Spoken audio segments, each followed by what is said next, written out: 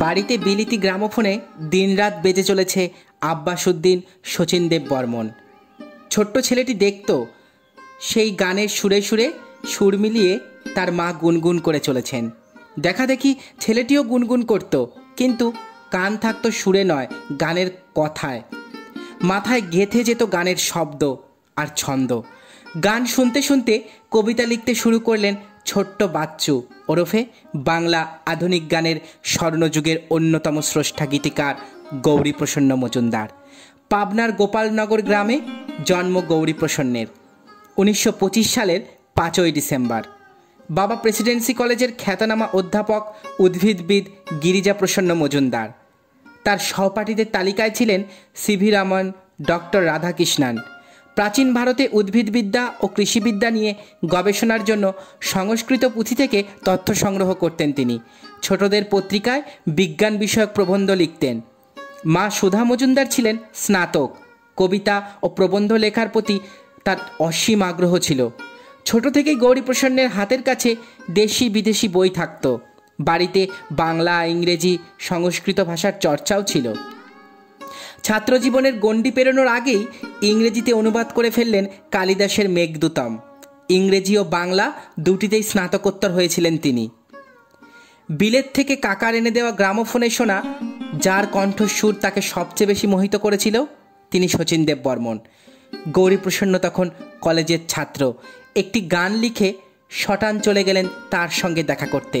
Presidency কলেজের ইংরেজির ছাত্র শুনে শচীন কর্তা একটা ইংরেজি বই এনে তার থেকে একটা লাইন বার করে দেখালেন, it's I, it can not be seen. এই লাইনটা মাথায় রেখে গান লিখতে বললেন। গৌরীপ্রসন্নের লেখা পছন্দ হওয়ায় তিনি তাকে বললেন গানটা যেন আকাশবাণীতে দিয়ে আসেন, তিনি গাইবেন। গৌরীপ্রসন্নের কাছে এটা ছিল স্বপ্নাতীত। রেডিওয় তার লেখা গান শচীন কর্তা গাওয়ার পরে সাহস কিছুটা বাড়ল। এবার আবদার করলেন রেকর্ডিংয়ের জন্য। শচীন কর্তা রাজি হলেন, কিন্তু শর্ত দিলেন গৌরীপ্রসন্নকে স্নাতক হতে হবে। স্নাতক হওয়ার পরে খবর গেল তার কাছে। গৌরীপ্রসন্নকে তলব করলেন শচীন। বাড়িতে গিয়ে গৌরীপ্রসন্ন জানতে পারলেন শচীন 6খানা গান রেকর্ড করবেন, 6খানাই তাকেই লিখতে হবে। সদ্য কলেজ পাশ করা ছেলেটি এতটা প্রত্যাশা করেননি। সারা রাত জেগে গান লিখলেন। পরের দিন গানের কথা দেখেই নাকচ করে দিলেন শচীন কর্তা। কেঁদে ফেলার জোগাড় গৌরীপ্রসন্নের। সারা রাতের পরিশ্রম কি তাহলে জলে? তার অবস্থা বুঝতে পেরে শচীন কর্তা একটা সুর শুনিয়ে বললেন এর ওপরে কথা বসাতে। ভয় দুঃখ ভুলে গৌরীপ্রসন্নের কলম দিয়ে বেরিয়ে এলো যেন সেই গান, যেন আলে আরে বন্ধু ভাবিয়া হায়, সহেলি গোজে কাছে গেলে দূরে সরে যায়। পছন্দ হলো শচীন কর্তার, কিন্তু একটা উতরে গেলেও বাকিগুলোর কি হবে? মাথায় তো সেই রাত জেগে লেখা শব্দগুলোই ঘুরপাক খাচ্ছে। এদিকে হাতে সময়ও কম। শচীন দেব বর্মন তাকে বিকেলে আবার আসতে বললেন। বাড়ি ফিরে আসার আগে একটা চালাকি করলেন গৌরীপ্রসন্ন মজুমদার। যে গানগুলো বাতিল হয়েছিল তার মধ্যে একটি শচীনের অলক্ষ্যে তার হারমোনিয়ামের ডালার মধ্যে ঢুকিয়ে দিলেন, যদি মিরাকেল ঘটে। বিকেলে এসে দেখলেন সিলিংয়ের দিকে তাকিয়ে ওই গানে সুর করছেন শচীন কর্তা। আনন্দে নিজের চালাকির কথা ভুলে গিয়ে জিজ্ঞেস করে ফেললেন, এই গানটা তো সকালে বাতিল করেছিলেন। হেসে বললেন, তুই চলে যাওয়ার পর তোর বৌদি এসে গানটা পড়ে বলল লেখাটা ভালো। তখন আবার পড়ে দেখলাম, সকালে অতটা খেয়াল করিনি। এর বেশ কয়েক বছর পরে গৌরীপ্রসন্নকে নিয়ে বোম্বেতে একটি নামী রেস্তোরাঁয় গিয়েছেন শচীন দেব বর্মন। সুরকার জয়কিষণ দেখতে পেয়ে উঠে এসে শচীনের সঙ্গে কথা বলছেন, কিন্তু গৌরীপ্রসন্নকে সেভাবে পাত্তা না দেওয়ায় শচীন দেব বর্মন কিছুক্ষণ পর গৌরীপ্রসন্নকে দেখিয়ে জয়কিষণকে বলেছিলেন, জানতা হ্যাঁ কৌন হ্যাঁ, ইয়ে হ্যাঁ কলকাতা কা মজরু সুলতানপুরি। কথাটা শুনে গৌরীপ্রসন্ন চমকে গিয়েছিলেন। তখন তিনি প্রফেশনালি গান লেখা শুরু করলেও জয়কিষণ কিন্তু তখন নক্ষত্র। রেস্তোরাঁ থেকে বেরিয়ে জানতে চেয়েছিলেন এই উক্তির কারণ। শচীন কর্তা বলেছিলেন, এরা আমাকে মূল্য দেবে আর আমার সঙ্গে তুই রয়েছিস, তোকে মূল্য দেবে না। মনে মনে জেদ করবি নাই বা কেন? তুইও তো একদিন মজরু সুলতানপুরি হবি, কি তার চেয়েও বড় কবি। আজীবন শচীন দেব বর্মনের সঙ্গে অবিচ্ছেদ্য সম্পর্ক ছিল গৌরীপ্রসন্নের। মেঘ কালো আধার কালো, প্রেম একবারই এসেছিল নীরবে, বাঁশি শুনে আর কাজ নাই। গৌরীপ্রসন্নের কথায় এবং শচীন দেব বর্মনের সুরে সৃষ্টি হয়েছিল এমন অসংখ্য কিংবদন্তি গান। সত্যি কি তিনি মজনু সুলতানপুরি হতে পেরেছিলেন? প্রশ্ন শুনে পাল্টা প্রশ্ন করলেন সুরকার নচিকেতা ঘোষের পুত্র সুপর্ণকান্তি ঘোষ। সেই সময় ভারতের এমন একজন বিখ্যাত সঙ্গীত শিল্পীর নাম বলতে পারবেন যিনি গৌরীপ্রসন্নের গান গাননি? উত্তরের অপেক্ষা না করেই বললেন শচীন দেব বর্মন, লতা মঙ্গেশকর, আশা ভোসলে, মান্না দে, হেমন্ত মুখোপাধ্যায়, কিশোর কুমার, রাহুল দেব বর্মন, সন্ধ্যা মুখোপাধ্যায়, আরতি মুখোপাধ্যায়। নাম বলে শেষ করতে পারবো না। এদের 5টা সেরা গানের মধ্যে একটা গান কিন্তু গৌরী কাকার হবেই। আর বাবারও প্রায় 70% গানই তো গৌরী কাকারই লেখা। নচিকেতা ঘোষের সঙ্গে গৌরীপ্রসন্ন মজুমদারের বন্ধুত্ব কলেজ জীবন থেকেই। ঘোষ পরিবারের বড় ছেলে থেকে ছোট সকলের সঙ্গে গৌরীপ্রসন্নের সম্পর্ক ছিল মধুর। এমনকি মধুর সম্পর্ক ছিল বাড়ির পরিচারকদের সঙ্গেও। ঢোলা পাজামা আর লম্বা পাঞ্জাবি পরে প্রায় প্রত্যেক দিন সকালে শ্যামবাজারের ঘোষ বাড়িতে চলে আসতেন তিনি। তারপর চলতো গান লেখা, সুর দেওয়ার কাজ, তারই ফাঁকে আড্ডা আর খাওয়া দাওয়া। কিন্তু সব সময় যে সঙ্গীত সৃষ্টি 4 দেয়ালের মধ্যে হতো তা নয়। অতি পুরনো পরিচারক যার কোলে পিঠে চড়ে নচিকেতা মানুষ হয়েছিলেন, সেই মন্দকের পুরনো লিলি বার্লির কৌটোয় জমানো পয়সা চুরি করে 2 বন্ধু প্রায় চপ কাটলেট খেতেন।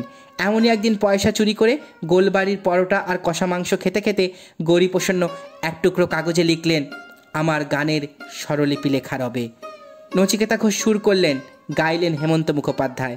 তৈরি হয়ে গেল আরও একটি কালোজয়ী বাংলা গান। এই জুটি বাংলা গানকে এতটাই তরঙ্গায়িত করেছিল যে নিশিপদ্ম ছবিতে গৌরীপ্রসন্নের লেখা আর নচিকেতা ঘোষের সুরে নানা না আজ রাতে আর যাত্রা শুনতে যাব না গানটির জন্য গল্পে পরিবর্তন এনেছিলেন পরিচালক। এমন নজির অবশ্য একাধিকবার পাওয়া যায়। এখনও চোখ বন্ধ করলে দেখতে পাই সেই সব দিন, বলেছিলেন সুপর্ণকান্তি ঘোষ। আমি 5 কি 6। একদিন ওই ঢ্যাঙা 6 ফুটের ওপর লোকটা আমার কোলে মাথা রেখে শটান পা তুলে দিলেন খড়খড়ি দেওয়া জানলায়। আমাকে বললেন, পাকা চুল তোল দেখি, প্রতি পাকা চুলে 5 পয়সা পাবি। তখন গৌরী কাকার মাথায় সবে পাকা চুলের আবির্ভাব ঘটছে। আমি মন দিলাম পয়সার লোভে। উনি ওইভাবেই আতশোয়া হয়ে গান লিখতে শুরু করলেন। সেদিন 5টা পাকা চুল তুলেছিলাম, সেই পয়সা আজও আদায় হয়নি।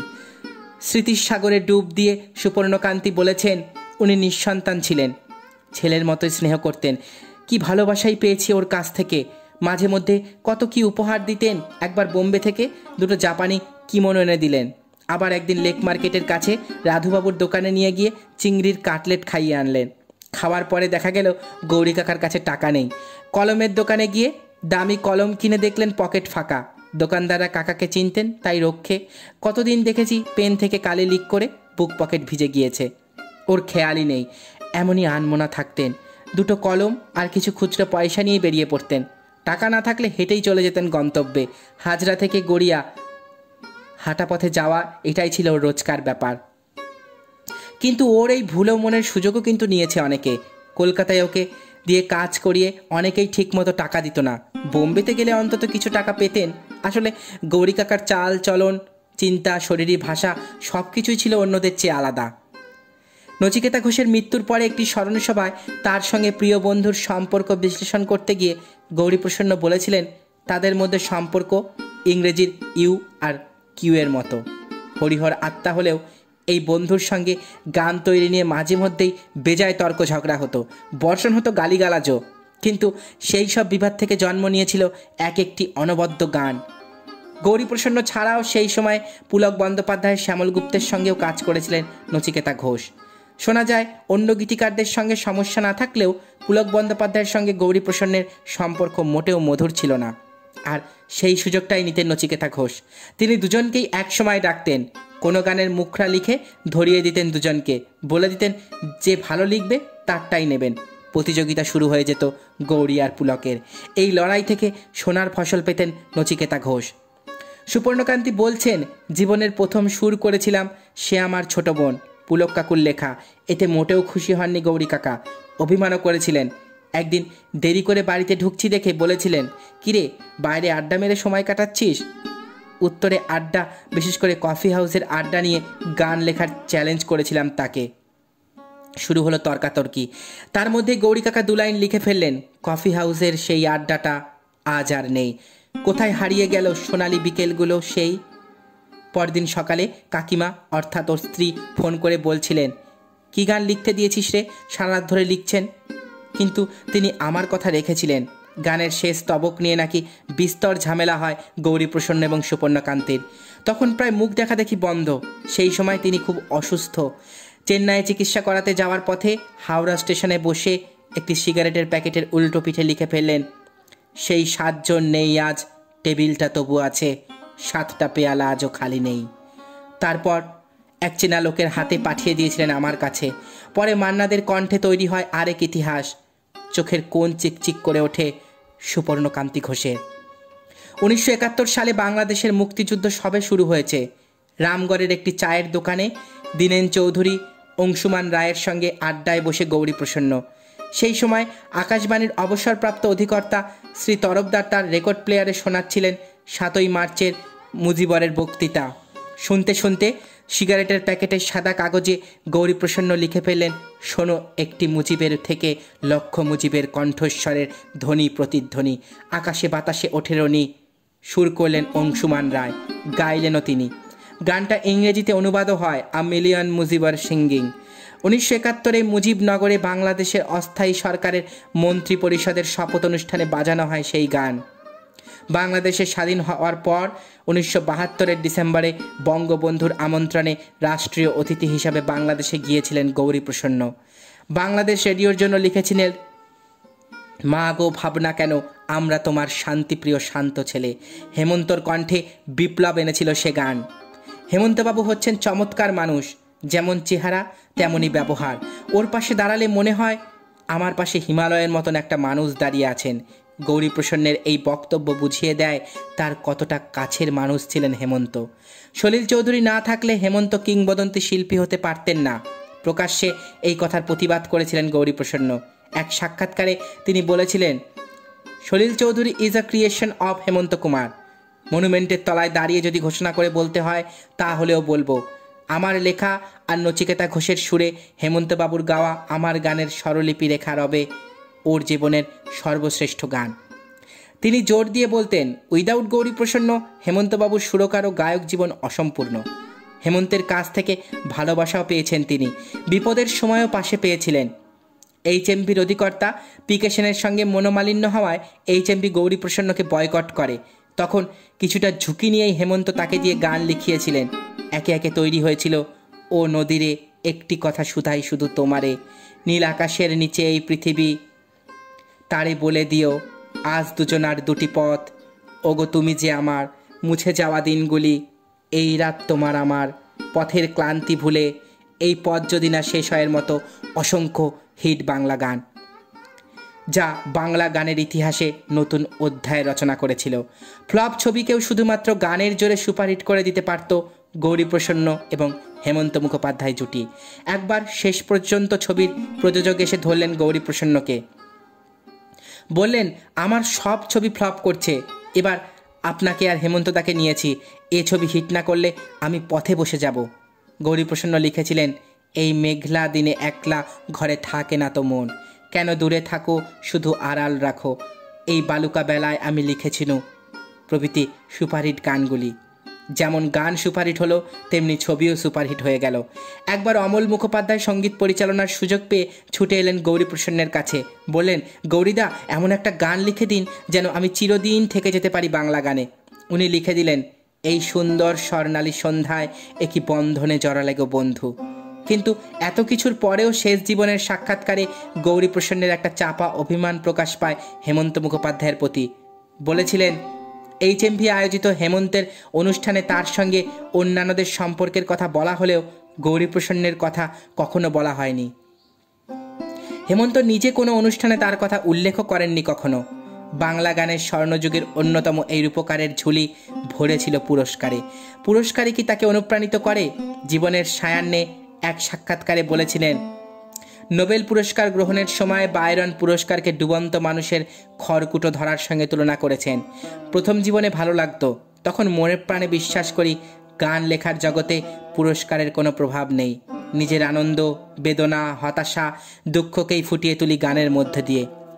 1985 সালে আরও একটি সাক্ষাৎকারে গৌরীপ্রসন্ন অভিমান নিয়েই বলেছিলেন, কাব্য সাহিত্যের ইতিহাসে গীতিকারদের স্থান দেওয়া হয় না, এ বড় ক্ষোভের কথা। অজয় ভট্টাচার্য, শৈলেন রায়, মোহিনী চৌধুরী প্রমুখ গীতিকারদের কবি প্রতিভা সম্বন্ধে কারো কোনো সন্দেহ থাকার কথা নয়। তবু কবি সম্মেলনে কোনো গীতিকারকে ডাকা হয় না। কবিতায় সুর দিলেই গান হয় না, গানের ভাষা সম্পূর্ণ আলাদা। তা না হলে রবীন্দ্রনাথ কবিতা ছাড়াও অত গান লিখতেন না। তিনি যে নোবেল পুরস্কার পেয়েছেন তা একটি গানের বইয়ের জন্যই। ক্ষোভ প্রকাশ করেছিলেন কেন্দ্রীয় সরকারের প্রতি। তার মতে হেমন্ত কুমার, উত্তম কুমারের মতো শিল্পীদের জাতীয় স্তরে সম্মান না পাওয়া অত্যন্ত দুর্ভাগ্যজনক।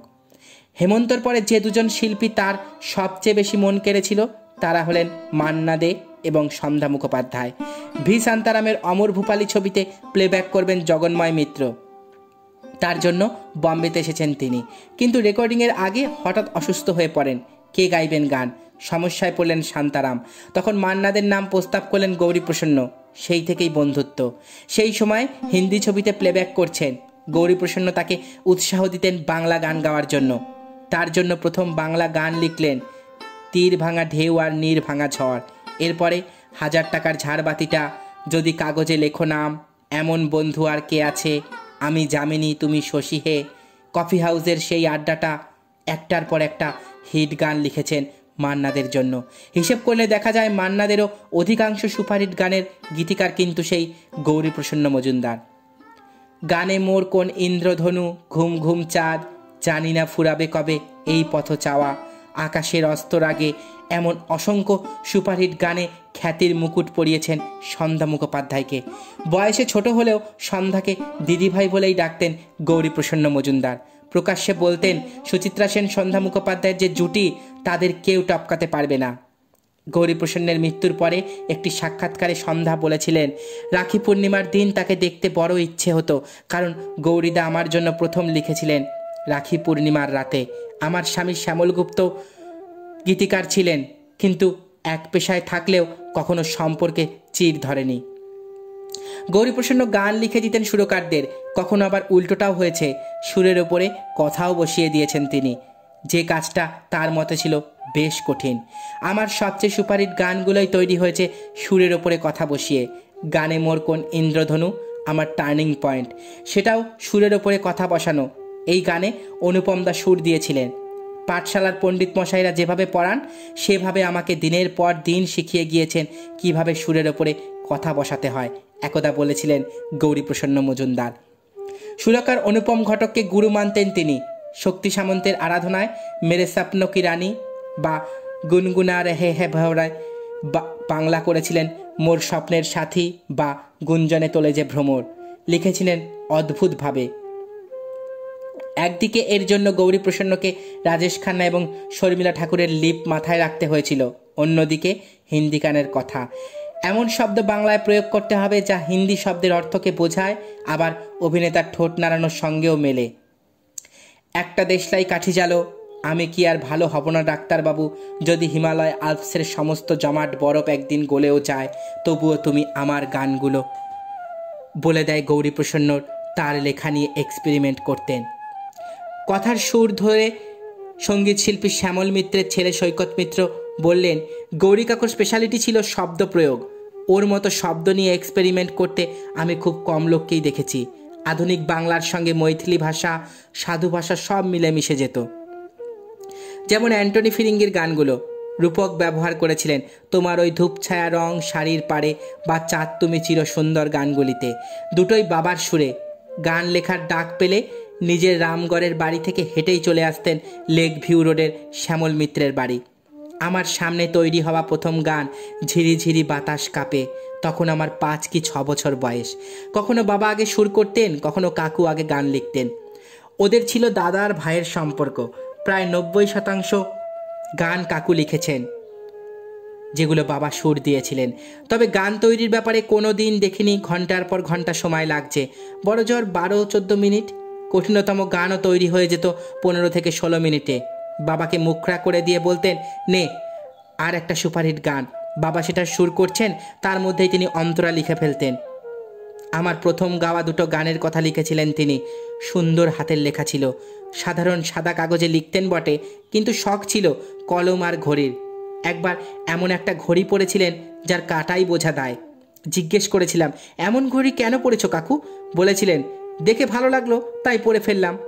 এমনই ছিলেন তিনি, অন্যদের চেয়ে একেবারে আলাদা। কোনোদিন দেখিনি গৌরী কাকু সোজা হয়ে বসেছিলেন। সোজা হয়ে বসে তিনি লিখতে পারতেন না, হয় সোফা না হয় মাটিতে। মুখশুদ্ধি চিবোতে চিবোতে কাত হয়ে শুয়েও লিখতেন তিনি। স্মৃতি রোমন্থন করছিলেন সৈকত মিত্র। উচ্চারণের ব্যাপারে বেশ খুঁতখুঁতে ছিলেন গৌরীপ্রসন্ন মজুমদার। গান রেকর্ডিংয়ের সময় চলে যেতেন স্টুডিওয়। যতক্ষণ না শিল্পী উচ্চারণ ঠিক করতেন ততক্ষণ তিনি রেকর্ডিংয়ের অনুমতি দিতেন না। আপনার বাবার সঙ্গে গান নিয়ে মতান্তর হতো না। গলায় হাসির রেশ সৈকতের। একবার অজস্র ধন্যবাদ ছবির জন্য এই জীবনটা হাউই করে এই গানটা বাবার কিছুতেই পছন্দ হচ্ছিল না। দুজনের মধ্যে সে কি ঝামেলা শুরু হলো। শুধু গান নয়, দেয়া নেয়া, সূর্যতরণ, সূর্যতাপা, শুধু একটি বছর ছবির কাহিনীকারও ছিলেন গৌরীপ্রসন্ন মজুমদার। আমার দাদু ছিলেন ডাক্তার, তার ইচ্ছে ছিল বাবাও ডাক্তার হবে। বাবা পালিয়ে এসে মেসে থাকতেন। ঠাকুমার শরীর খারাপ হলে লুকিয়ে দেখা করতেন। অবশেষে বাবা গানে সফল হলেন এবং দাদুও মেনে নিলেন। বাবার এই জীবনী কাহিনী নিয়ে লিখে ফেলেছিলেন সুপারহিট ছবি দেয়া নেয়ার গল্প, বলেছিলেন সৈকত মিত্র। 1986 সালের মে মাসে অসুস্থ শরীর নিয়ে শ্যামল মিত্রের জন্য গান লিখলেন গৌরীপ্রসন্ন মজুমদার। এবারে যাওয়াই ভালো, তুমি থাকো আমি যাই। HMV স্টুডিওয় গানটা রেকর্ডিংয়ের পরে একে অপরকে জড়িয়ে ধরেছিলেন। হয়তো গৌরীপ্রসন্ন বুঝতে পেরেছিলেন তার চলে যাওয়ার সময় আসন্ন। ক্যান্সার ধরা পড়ার পরে শরীর ভাঙতে থাকে তার। চিকিৎসার জন্য 25শে জুন 1986 সালে তাকে নিয়ে যাওয়া হলো বোম্বেতে। শেষবারের মতো হাসপাতালে ভর্তি হওয়ার আগে লিখেছিলেন, যেতে দাও আমায়, ডেকো না, কবে কি আমি বলেছি মনে রেখো না। তার মৃত্যুর পর আশা ভোসলের কণ্ঠে রেকর্ড করা হয় গানটি। হাসপাতালে শুয়েও লিখেছিলেন শেষ গান, এবার তাহলে আমি যাই, সুখে থাকো ভালো থাকো, মন থেকে এই চাই। 20শে আগস্ট মাত্র 62 বছর বয়সে 1985 সালে বাংলা সঙ্গীত জগৎকে শূন্য করে দিয়ে চলে গেলেন স্বর্ণযুগের অন্যতম জনপ্রিয় গীতিকার গৌরীপ্রসন্ন মজুমদার। বড় তাড়াতাড়ি শেষ হয়ে গেল বাংলা গানের স্বর্ণযুগের একটি বর্ণময় অধ্যায়। বন্ধুরা, আমার ভিডিওগুলো যদি আপনাদের ভালো লেগে থাকে তাহলে অবশ্যই আমার চ্যানেলটা সাবস্ক্রাইব করবেন আর পাশে থাকা বেল আইকনটাতে ক্লিক করে দেবেন, যাতে পরবর্তী ভিডিওর নোটিফিকেশান খুব তাড়াতাড়ি আপনাদের কাছে পৌঁছে যায়। আর হ্যাঁ, আবার দেখা হবে অন্য কোনো ভিডিও নিয়ে। আজকের মতন এখানেই শেষ করছি। ভালো থাকবেন সবাই। নমস্কার।